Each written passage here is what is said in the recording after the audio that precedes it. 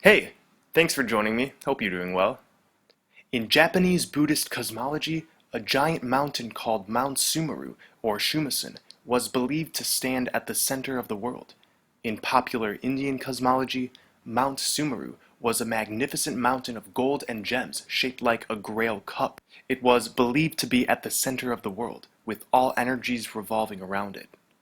In Zoroastrian belief, the Mount Hera stood at the center of the earth, complete with an ice wall surrounding, an obvious clear depiction of our flat earth. There are many other cosmologies with central pillars, and this is no coincidence. Mount Sumeru, or Meru, exists and is now found beyond what we know as the Arctic Circle, in the paradise land known as Eden, Agartha, Avalon, and Shambhala. According to Rene Guénon, Mount Meru, or the world axis, lies in the inner light body, or Vajra body, of Earth, said to be the regulator of all energies in this realm. Mount Meru extends and traverses all of Earth's higher and lower realms. We can see it as Mother Earth's higher governing center, where she organizes and bridges all matter and dimensions into one centralized axis. Shambhala, our sacred homeland, has been known as the White Island, with Mount Meru as the magnificent shining mountain in the middle of it, with Brahma's golden city at the peak.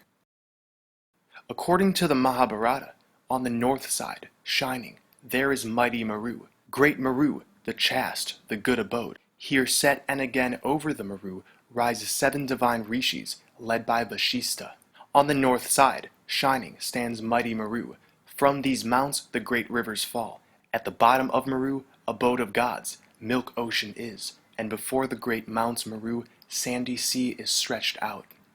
Mount Hara is described in the Zoroastrian Avesta as much convoluted, shining, where there is no night or darkness, no wind cold or hot, no deadly illness, no defilement. And just like Brahma is situated on the summit of Meru, on Mount Hara lives Mithra, the all-seeing protector of truth. This sacred mountain is not on the part of Earth as we know it. It is beyond the poles, like Guénon said, in the light body of Earth.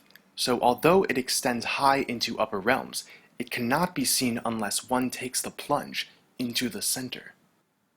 In Hinduism, Svarga is the set of heavenly worlds located on and above Mount Meru. It's a heaven where the righteous live in paradise before their next incarnation. This is akin to the Buddhist Devaloka, a plane of blissful existence that can be reached as soon as one is sufficiently attuned to light and good, and it's pinned to be situated near or above Mount Meru. Let's paint the full picture. At the center of our flat plane, where all compasses point to, directly under the North Star Polaris, exists an imperishable sacred land. To get there, go into the depression leading into the Arctic paradise of Eden, Agartha, Shambhala. The aurora borealis emanating from the black sun covers this land in a spiritual dew, an etheric mist that separates our physical world from this land. After entering this holy hole, we will eventually see the black sun above our heads and Mount Meru glowing at the center. Magnetic Mount Meru, the mountain which is responsible for our compasses effortlessly pointing north, extends into the heavens, although to experience it, one must have entered the Garden of Eden and have made that light-body transition. In The Smoky God, a true account of Norwegian sailors who entered this paradise, Olaf Jansen describes accidentally sailing into this opening. Of the land beyond, he claimed, the people are exceedingly musical and learn to a remarkable degree in their arts and sciences. Their cities are equipped with vast palaces of music, where not infrequently as many as 25,000 lusty voices of this giant race swell forth in mighty choruses of the most sublime symphonies. The strange conditions within are favorable not only for vast meadows of luxuriant grasses, forests of giant trees, and all manner of vegetable life, but wonderful animal life as well. Our earthly system is a macrocosmic reflection of us, and we are microcosmic expressions of it. So, like a human being has chakras, the earth contains its own chakras as well. Mount Meru being the 7th chakra, its equivalent being our 7th or crown chakra. Funny enough, in Sanskrit, the spine is called Merudanda, and the chakras inhabit specific points on and upheld by the human spine. Like our crown chakra is where all the other chakras align in perfect harmony, the same goes for Mount Meru. This ascension of spiritual principles, going from directing energy from the material to the spiritual, is reflected where one is being guided towards. This spiraling and transference of energy from the heart to crown allows one to come into contact with the glowing rays of Mount Meru. What's required to enter Eden is an activation of the green ray of one's heart. Once in Eden, it's possible that we can stay in this heart-centered paradise full of lush vegetation and widespread harmony, or ascend even further, traveling up and up Mount Meru, entering dimensions that correspond with the higher chakras, and then ultimately being able to merge fully into the 8th chakra. And I quote, "The 8th chakra is a sublime place, relatively high above in the north. Here we may meet, if we wish, our higher selves or soul." Essentially, meeting your better half in a dedicated higher dimensional sanctuary.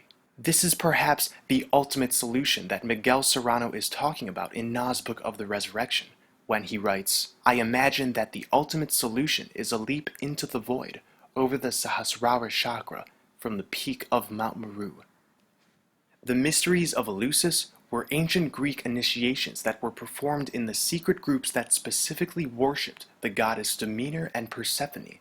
It's said that, through a special initiation, one had the opportunity of returning to his spiritual birthplace at the center of the world, there to receive transforming grace.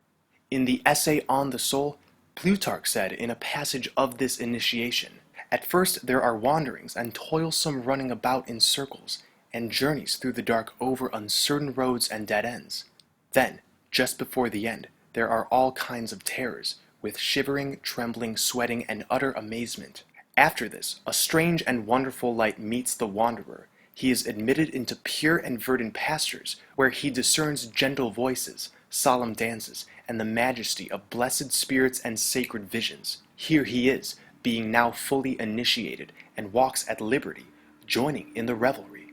Once in this sacred land, it's said that the Greek initiate could potentially meet his spiritual master, who would act as a guide, a guardian, and there, in the company of the already perfected, he would be further purified and prepared for higher initiations. All of this tells us the road to Shambhala is a tough one, full of spiritual and physical obstacles. However, like the stories of the Holy Grail, one who seeks the Grail, or Shambhala, with his full heart will find it.